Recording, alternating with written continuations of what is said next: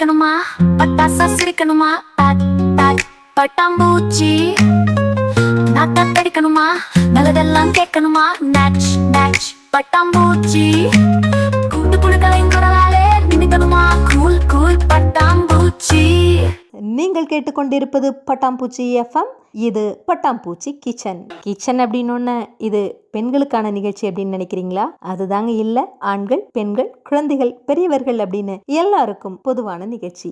ஏன் அப்படின்னா இன்னைக்கு தேதியில கிச்சன் அப்படிங்கிறது எல்லாருக்கும் பொதுவா மாறிட்டு இருக்கு. வாங்க நேயர்களே, இன்னைக்கு பட்டாம்பூச்சி கிச்சன் பகுதியில நமக்கு தேவையான வீட்டு குறிப்புகளை சொல்றதுக்காக அழகுக்கலை, சமையல் கலை, அதிவேக கணிதம் மற்றும் ஹிந்தி பயிற்சி என பல்வேறு திறன்களை இளைய தலைமுறைக்கு கடத்தும் ஒரு சிறந்த சமூக ஆர்வலர், கவிஞர், வழக்கறிஞர் திருமதி ஹேமா பாலன் அவர்கள் திருவாரூர் மாவட்டம் சிக்கலில் இருந்து நம்மோடு இணைகிறார். உங்களை மாதிரியே நானும் ரொம்ப ஆர்வத்தோட காத்துட்டு இருக்கேன். ஹேமா அவர்கள் எதை பத்தின குறிப்புகளை கொடுக்க போறாங்க அப்படின்னு வாங்க நிகழ்ச்சிக்குள்ள போகலாம். பட்டாம்பூச்சி எஃப்எம் நேயர்களுக்கு வணக்கம். இது பட்டாம்பூச்சி கிச்சன். இன்னைக்கு பட்டாம்பூச்சி கிச்சன் பகுதியில மற்றும் ஒரு சமையல் குறிப்புகளுடன் உங்களை சந்திக்க வந்திருக்கிறேன். இன்று சொல்லக்கூடிய சமையல் குறிப்புகள் தீயில்லா சமையல் குறிப்புகள். சாதம், குழம்பு, ரசம், தயிர், பொரியல் இப்படி சாப்பிடுறோமோ அது மாதிரி தீ இல்லாமலும் இதை சாப்பிடலாம் அப்படிங்கறத இன்னைக்கு நான் சொல்ல போறேன். நான் உங்கள் ஹேமா பாலமுருகன். அதை நல்லா ருசிச்சு சாப்பிடலாம் வாங்க. முதல்ல சாதம் ரெடி ஆகிடுச்சு, குழம்பு ரெடி ஆகிடுச்சு, பொரியல் ரெடி ஆகிடுச்சு, ரசம் ரெடி ஆகிடுச்சு. அடுத்தது என்னங்க? தயிர் தான். இப்போ இந்த தயிர் உடனே ரெடி பண்ண முடியாதுங்க. இப்போ மதியத்துக்கு வேணும்னா முந்தின நாள் இரவே அதை ரெடி பண்ணிடணும். எப்படின்னா, தேங்காய் பால், ஒரு தேங்காயோட பால் நல்லா திக்காக எடுத்துக்கோங்க. தண்ணி ரொம்ப விடக்கூடாது. கெட்டியான தேங்காய் பாலாக இருக்கணும். அந்த கெட்டியான தேங்காய் பால் ஒரு 2 டம்ளர் கிடைக்கிற மாதிரி இருந்தால் ஓகே. அந்த 2 டம்ளர் தேங்காய் பாலையும் ஒரு பாத்திரத்தில் எடுத்து வச்சுட்டு, ஒரு லெமன் அதனுடைய சாறு தேங்காய் பாலில் விட்டு நீங்கள் காஃபி ஆற்றுற மாதிரி ஆற்றணும். அப்படி ஆற்றும் போது உங்கள் கை டைட்டாகும், அதாவது இறுகும். அந்த நீர்நிலை இறுகிட்டு வரும். அப்போ அந்த இறுகிற சமயம்தான் அதோடைய பக்குவம். அப்போது அதை தயிர் ஆகிறதுக்கான ஒரு பக்குவம் வந்துருச்சுன்னு அர்த்தம். அதை எடுத்து அப்படியே மூடி, எதில் தயிர் துவைப்பீங்களோ அந்த பாத்திரத்தில் வச்சு இரவு நேரத்தில் மூடி வச்சுருங்க. அடுத்த நாள் ஒரு 11 மணியோ 12 மணிக்கு நம்ம உணவு சாப்பிடும்போது அதை எடுத்துக்கலாம். நீங்கள் அடுத்த நாள் காலையில் இல்லை மத்தியானம் எடுத்து பார்த்தீங்க அப்படின்னா அது தயிர் ரெடி.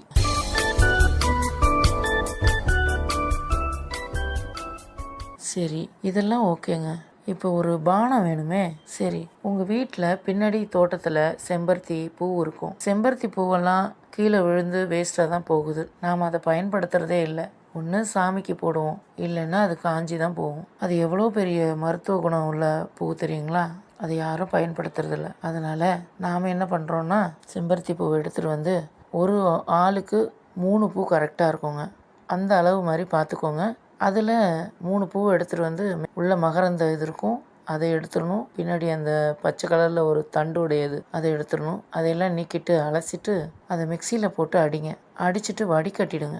வடிகட்டினதுக்கப்புறம் ஒரு கிளாஸில் பிடிச்சிட்டு உங்களுக்கு தேவையான அளவு தேன் போட்டுக்கலாம், இல்லை வெள்ளை சீனி போட்டுக்கலாம். அதுக்கப்புறம் நீங்கள் 3 சொட்டு லெமன் இருந்தால் போதும். அதை ஊற்றி, உங்களுக்கு ரொம்ப ஆரோக்கியமாக வேணும்னா தேன் கலந்துக்கோங்க. தேன், அந்த செம்பருத்தி சாறு, எலுமிச்சை சாறு, இது 3 கலந்து நீங்கள் ஒரு பானமாக குடிக்கலாங்க. இது உடலுக்கு ரொம்ப ரொம்ப ரொம்ப ஆரோக்கியமானதுங்க. இதை நீங்கள் குடிச்சு பாருங்கள். இது செம்பருத்தியில் மட்டும் பண்ணணும்னு அப்படி இல்லைங்க. நீங்கள் பீட்ரூட்டில் பண்ணலாம், கேரட்டில் பண்ணலாம், வெண்பூசணியில் பண்ணலாம், பரங்கியில் பண்ணலாம். அதனால் இது எதில் வேணாலும் பண்ணலாம். வடிகட்டி இந்த மாதிரி குடித்தா உடலுக்கு ரொம்ப ரொம்ப ரொம்ப ஆரோக்கியமானதுங்க. முயற்சி பண்ணி பாருங்கள்.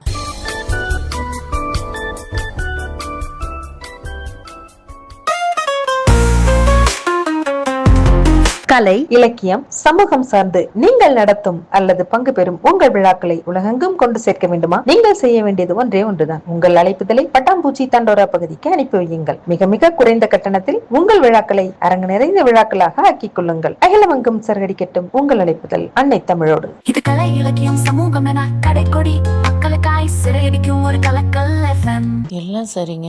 வாழைப்பூ, அதில் ஒரு வடையை செஞ்சிடலாமா? அந்த வாழைப்பூவை எல்லாம் சுத்தமாக நீக்கிட்டு அதை எவ்வளோக்கு எவ்வளோ சின்னதாக பொடியாக நறுக்க முடியுமோ அவ்வளோ பொடியாக நறுக்கிக்கோங்க. அது தண்ணியில் போட்டு இந்து உப்பு போட்டு ஒரு 15 நிமிஷம் ஊற வைக்கணுங்க. 15 நிமிஷத்துக்கு மேலே கூட 20 நிமிஷம் 25 நிமிஷம் வரைக்கும் ஊற வச்சா கூட ஓகே தான். அது மாதிரி ஊற வச்சுட்டு அதுக்கப்புறம் எடுத்து பிழிஞ்சு எடுத்து வச்சுக்கோங்க. வேர்க்கடலை பொடி, வறுத்த வேர்க்கடலை பொடி அதை போட்டுக்கோங்க. சின்ன வெங்காயம், சோம்பு பொடி, இது எல்லாத்தையும் கலந்து பச்சை மிளகாய், இஞ்சி, கருவேப்பிலை, கொத்தமல்லி எல்லாத்தையும் நீங்கள் பொடி பொடியாக கட் பண்ணி தேவையான உப்பு, தேங்காய் போடணுன்னா கூட போட்டுக்கோங்க. அது உங்களுடைய விருப்பம். தேங்காய் பூவாக போட்டாலும் நல்லா தான் இருக்கும். எதாக இருந்தாலும் ஒரு சுவை கூட்டும். அது நீங்கள் போட விருப்பம், வடையில் போட விருப்பம் இருந்தால் போட்டுக்கலாம், இல்லைன்னா வேண்டாம். அது ஆப்ஷனல் தான். எல்லாத்தையும் ஒன்று ஒன்றா கையில் பிசையணுங்க. இப்போ வேர்க்கடலையும் வாழைப்பூவையும் எடுத்து பிசைஞ்சிக்கிட்டே இருக்கணும். கையால் பிசையணும், நல்லா பிசையணும். உங்களுக்கே தெரியும், அது பிடி கொழுக்கட்டை மாதிரி இப்படி பிடிக்கிற மாதிரி வரும். அதுதான் பதம். இந்த சமயத்தில் தேவையான உப்பு,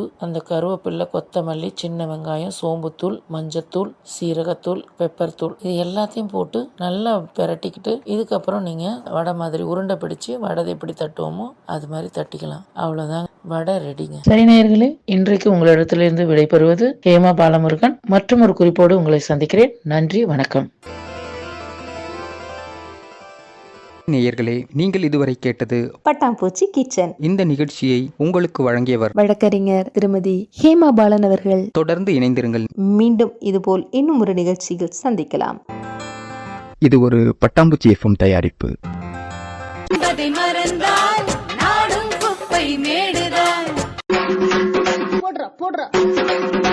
வணக்கம் மக்களே, இன்னைக்கு நம்ம பட்டாம்பூச்சி எஃப்எம்ல கலக்கலா ஒரு புத்தக அறிமுகம். வாங்க வாங்க, வந்துட்டே இருங்க. போடுறா வேணுங்கண்ணா, இந்த வாரம் என்ன புக் வந்திருக்குங்க? அம்னே, கவிஞர் கோவை ஆனந்தனோட வேர்களின் உயிருங்கிற ஒரு கவிதை புக் வந்திருக்குது அண்ணே. நல்லா இருக்குது, அதை தான் புரட்டிட்டு இருக்கிறேன். ஓ, வேர்களின் உயிர் நல்லா இருக்குங்களே. ஆமா கண்டோ. அப்புறம் இன்னொரு செய்தி சொல்றேன் கேளு. இந்த கவிஞர் கோவை ஆனந்தனுக்கு சிங்கப்பூர்ல இருந்து அழகர்சாமி அறக்கட்டளைன்னு ஒரு அமைப்பு ஒண்ணு சிறந்த இளம் கவிஞருக்கான விருது அறிவிச்சிருக்குது கண்ணோ. அப்படிங்களா? அப்ப ரொம்ப சிறப்பு தான். அப்ப நானே இந்த புத்தகத்தை படிச்சு போடுறேன். அவங்க நம்பர் இருந்தா சொல்லுங்க. சொல்றேன், குறிச்சுக்கோ.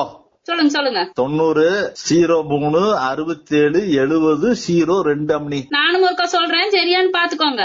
9003677002. சரிங்களா? சரிதான். ஆமாங்கோ, இதை கேக்குறவி நீங்களும் எல்லாரும் ஒரு புத்தகத்தை வாங்கி போட்டு தம்பியை கூப்பிட்டு ஒரு வாழ்த்திருங்க. அவ்வளவுதான். போடுறா. வணக்கம் மக்களே, இன்னைக்கு நம்ம பட்டாம்பூச்சி எஃப்எம்ல கலக்கலா ஒரு புத்தக அறிமுகம். வாங்க வாங்க, வந்துட்டே இருங்க. போடுறா.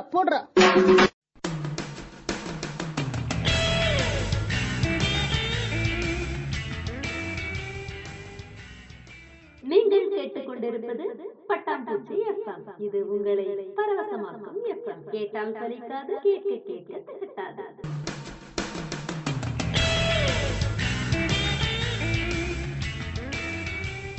இது கலை, இலக்கியம், சமூகம் என கடைக்கொடி மக்களுக்காய் சிறையடிக்கும் ஒரு கலக்கல் எஃப்எம்.